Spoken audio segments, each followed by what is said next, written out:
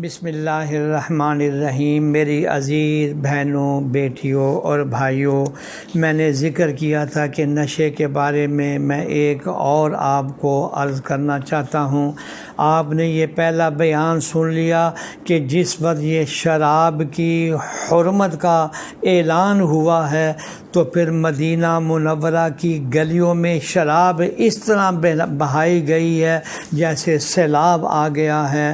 لیکن آج اس ترقی یافتہ دور میں نشہ اور منشیات کے خلاف آواز اٹھ رہی ہے، شور برپا ہے۔ ماہرین صحت سماجی اصلاح کرنے والی کونسلیں بنا رہے ہیں، کانفرنسوں کا انعقاد ہو رہا ہے، کیونکہ انہیں یہ معلوم ہو گیا ہے کہ منشیات سے بے شمار اور انتہائی مہلک بیماریاں پیدا ہو رہی ہیں۔ ہمارے کالج یونیورسٹی کے لڑکے اور لڑکیاں جیسا کہ کہا جا رہا ہے کہ 60% کے قریب نشے میں مبتلا ہو چکے ہیں۔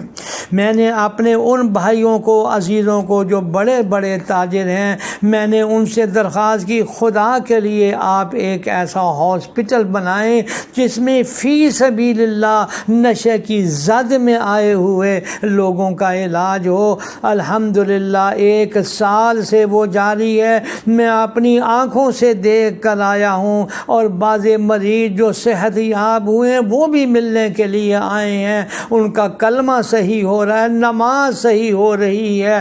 اور میری بہنوں اور میری بیٹیوں، پہرا دینا ہوگا دائیں اور بائیں۔ دشمن ہمارے بچے اور بچیوں کو نشے میں مبتلا کرنے کے لیے بڑے بڑے کھانے میں اور طرح طرح کے پھلوں میں اور طرح طرح کی چیزوں کے اندر، نشہ آور چیزوں میں ہماری نسلوں کو تباہ و برباد کر رہا ہے۔ رسول اللہ صلی اللہ علیہ وسلم کے طریقے پر جو آپ نے بیان فرمایا ہے، اگر ایمان کی عظمت، اسلام کی عظمت اور قبر کی فکر پیدا ہو جائے تو بڑے سے بڑا مسئلہ بھی اللہ جل شانہ آسان فرما دیتے ہیں۔ حضرت صلی اللہ علیہ وسلم نے ایسا انقلاب پیدا فرما دیا ہے کہ جس پر لوگ اپنا سب کچھ قربان کرنے کے لیے تیار ہو جاتے ہیں۔ میں نوجوان نسل ذہنی دباؤ، پریشانیوں کا جو مقابلہ نہیں کر سکی اور خام خواہ نشے میں آ گئی ہے، میں ان کو ایک بات سنانا چاہتا ہوں۔ رب کعبہ کی قسم، غور سے سن لیں۔ پروردگار عالم کا ارشاد ہے کہ یہ اطمینان چاہنے والے، نشے میں مبتلا ہونے والے، خدا را اللہ کے اس ارشاد کو سن لو، الا بذکر اللہ تطمئن القلوب۔ اطمینان دلوں کو ملے گا تو اللہ کے ذکر سے ملے گا۔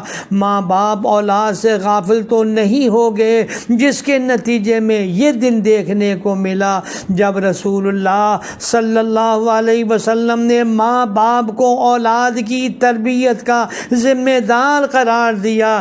کیا لوگوں کو حرص اور لالچ کے اندھے کنویں میں گرنے سے بچانے کے لیے اسلام نے کیسے پیارے پیارے اصول سکھلائے ہیں۔ سیدنا عمر فاروق رضی اللہ تعالیٰ عنہ کے آغاز میں جس وقت ان کو حکومت ملی ہے، شراب کا نشہ کرنے والا پایا جاتا تو اس کو لوگ بہت زیادہ برا بھلا سمجھتے تھے۔ میرے دوستوں اور بزرگوں، میں آپ سے عرض کروں گا کہ ان مریضوں کے ساتھ شفقت کے ساتھ، محبت کے ساتھ، دلائل کے ساتھ ان کو قائل کریں اور ان کا علاج کرنے میں کوئی کوتاہی نہ کی جائے۔ اس میں والدین کی، معاشرے کی، عزیز و اقارب کی ذمہ داری ہے، ورنہ یہ سارے کے سارے اللہ تعالیٰ کے حضور جواب دہ ہوں گے۔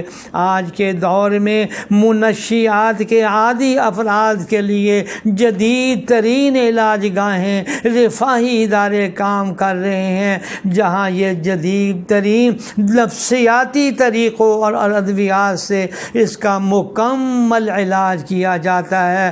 اللہ تعالیٰ پوری دنیا کو، خصوصاً پاکستان کو، اس غلیظ ترین لعنت سے پاک فرمائے اور اس کے کاروبار میں ملوث ہر شخص کو ہدایت عطا فرمائے۔ آمین یا رب العالمین۔